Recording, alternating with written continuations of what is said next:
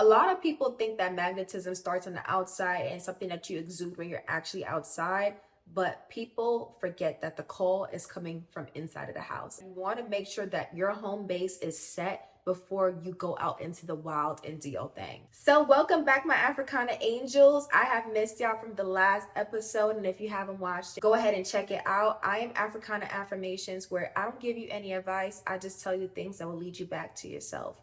And welcome to episode 2 of the Muse series. So in episode 1, we spoke about identity and how we can decenter people and get to our authentic self. But now it is about the embodiment. We will be speaking about magnetism and understanding that magnetism is not about performance. It is about presence. It starts inside and then it radiates outside. So here are 5 simple habits of a magnetic and confident woman that you can apply in your everyday life and to exude that muse energy. So habit number 1 is curating your home energy. A lot of people think that magnetism starts on the outside and something that you exude when you're actually outside, but people forget that the call is coming from inside of the house. You want to make sure that your home base is set before you go out into the wild and do your thing. Curating your home energy means that you're setting boundaries and rules for yourself in-house that reflect your standards of beauty and also your self-worth.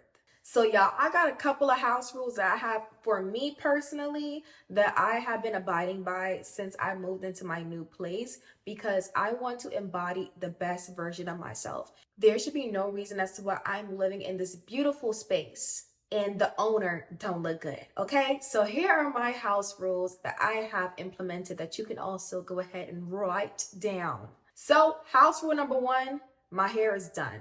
The only time I'm wearing a bonnet is when I go to sleep, y'all. And I actually have been following this rule faithfully. There has been some days I slipped up, but we're here for progress and not perfection. So one of the things that I make sure that I do is, even when I have my natural hair out and I wake up in the morning, I will just slick it into a nice bun, or I will throw on my wig, y'all. The hair has to be done in the house. And what this helped me do is, for one, help me be intentional about how I present myself as I'm walking in the mirror, because I got a big old mirror inside of my bathroom. And the last thing I want to do is have a jump scare every single time I look at myself. Again, the beauty starts at home, and you feel a bit better about yourself when you put yourself together and you set that intentionality. Rule number 2, you got to be moisturized. There should not be an ash in sight. Now, I'm not going to lie. I used to be one of them girls where I would lotion myself and lotion only the parts that will be seen. And we're not doing that here in this lovely 2025. One of the beautiful things about making sure that you're moisturized is, for one, you love how you feel. You feel soft. You're not over here rubbing your feet and you causing a fire in your bedroom now.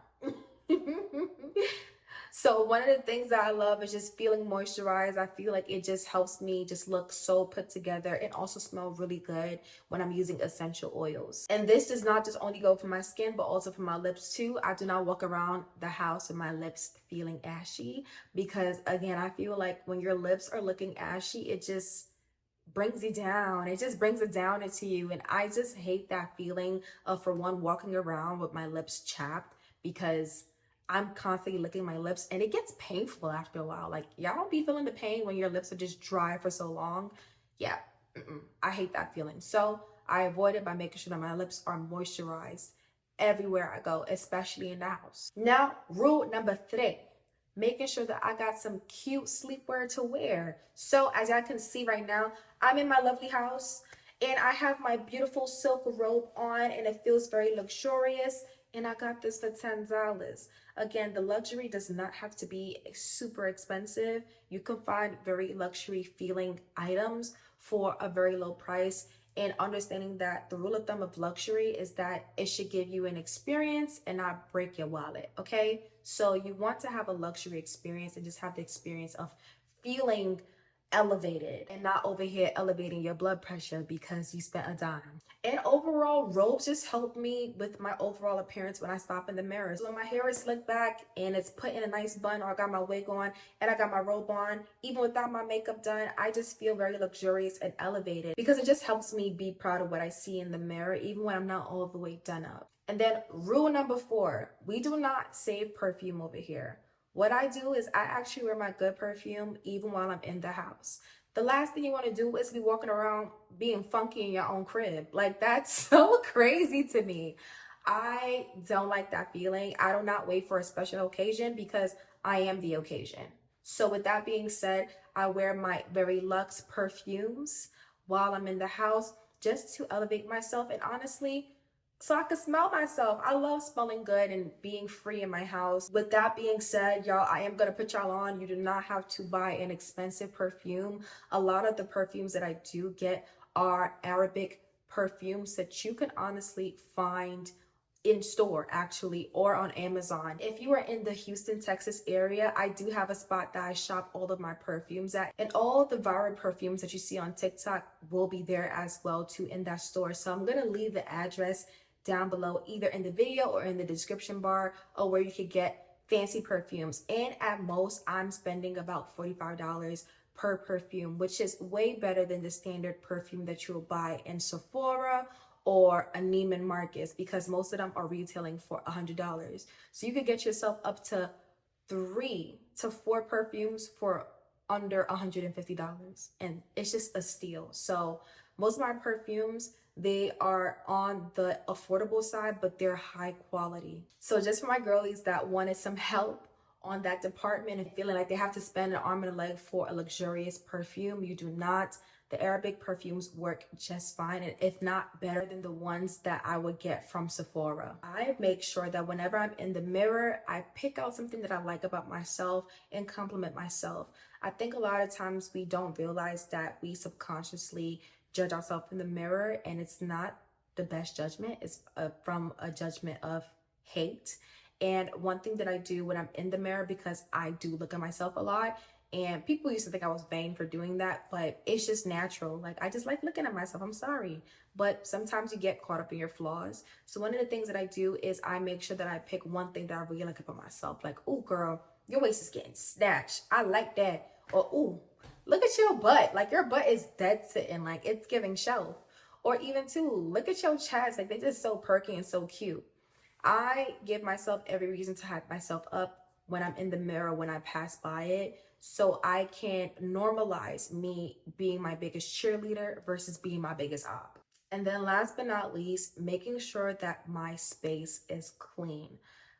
Y'all do not understand how imperative it is to have a clean space, because for the most part, your space does represent exactly what is going on in your mind.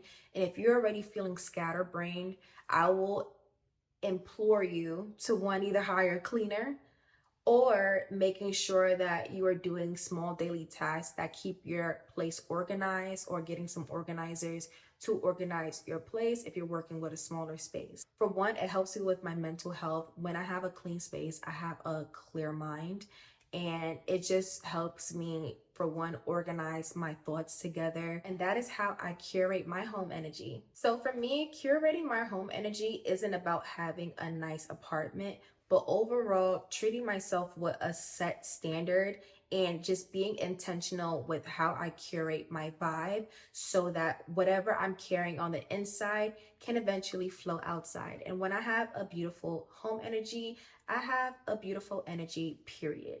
Which leads me to habit number 2.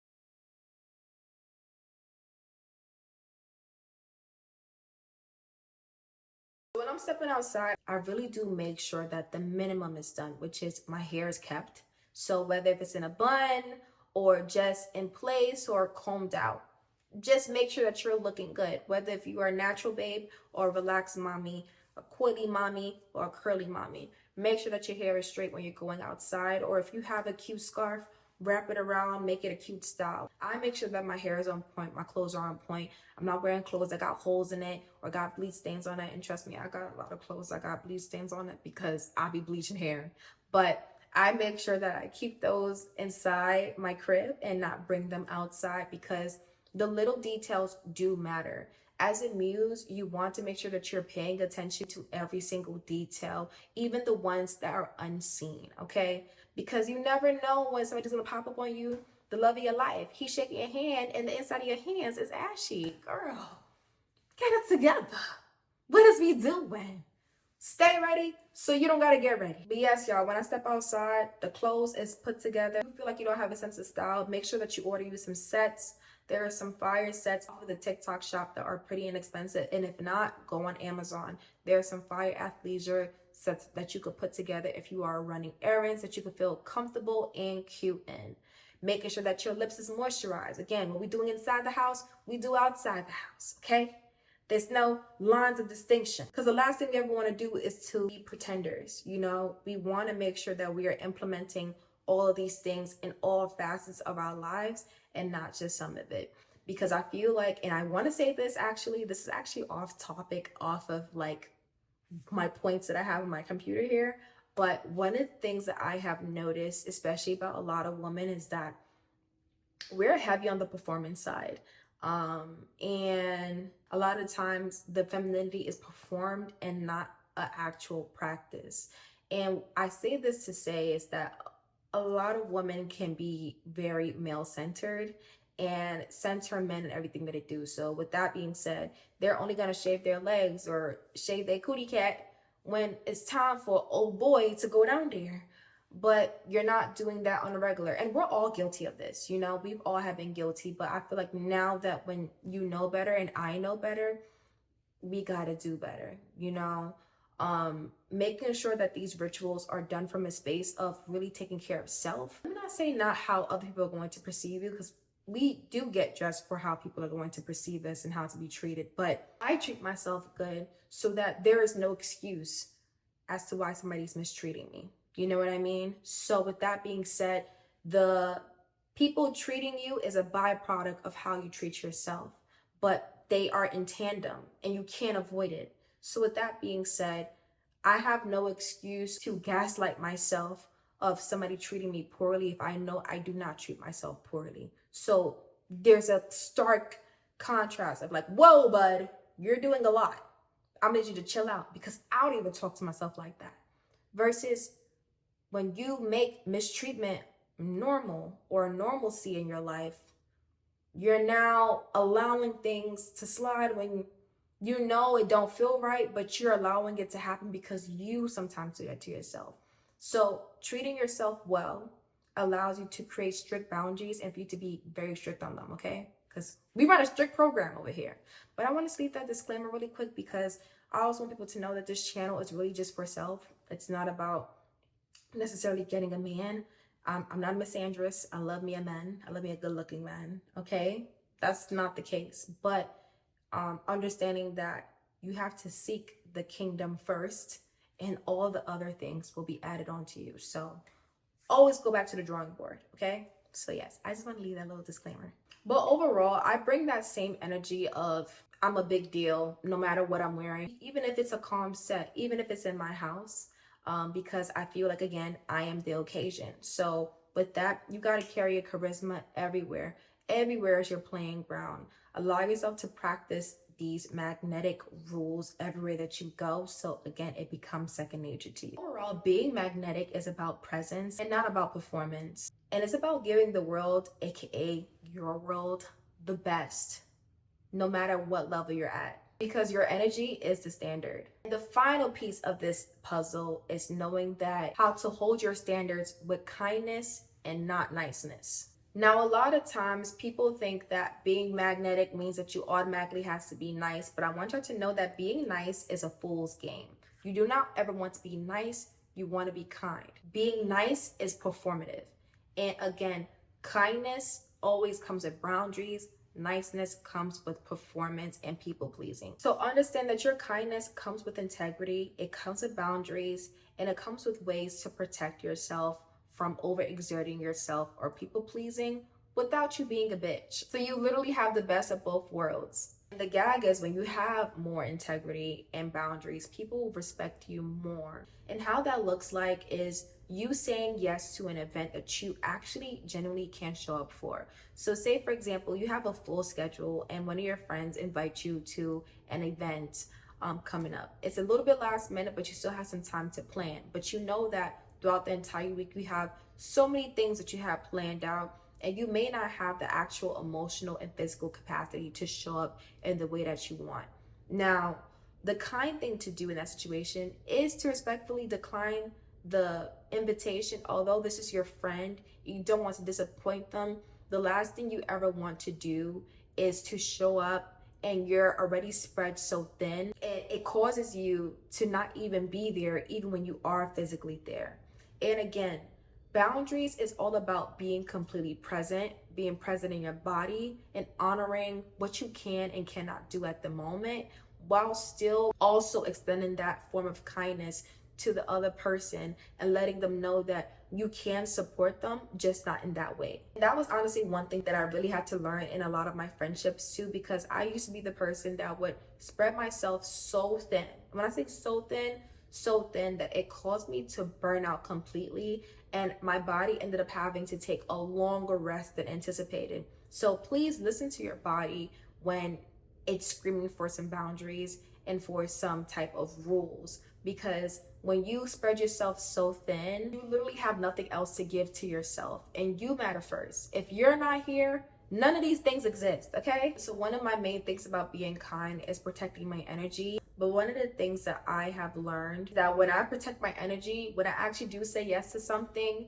it's you get all of me, and we all get the best of both worlds, where it's just like I get to be there and I get to be there for you fully and not half-assed. So that is habit number 5, leading with kindness and not niceness. Because magnetism is not about being liked by everyone. It's about being respected, felt, and remembered by the right ones. And there we have it, y'all. Those are the 5 habits of a very magnetic and confident woman in her muse energy. I really hope y'all did enjoy this second episode of the Muse series, which speaks about all things embodiment and how to be your most magnetic and confident self, not only just for others, but really for yourself. We went from curating your home energy to moving with ritual and not rush, to speaking with charisma and confidence, showing up in your best self in public, and leading with kindness. It all comes down to living with intention. Muse energy isn't just a look, it is a lifestyle. And when you truly embody these habits, the world has no choice not only to just look at you, but to choose you because you chose yourself. But I hope y'all enjoyed this video. Go ahead and subscribe to my channel if you have not. Africana Affirmations. And if you want to follow my beauty channel for all things beauty rituals and how to get yourself together on the physical end, go ahead and subscribe to my beauty channel, Young Africana, for strictly beauty content, okay? But I hope y'all enjoyed this video, and I'll see y'all in episode 3.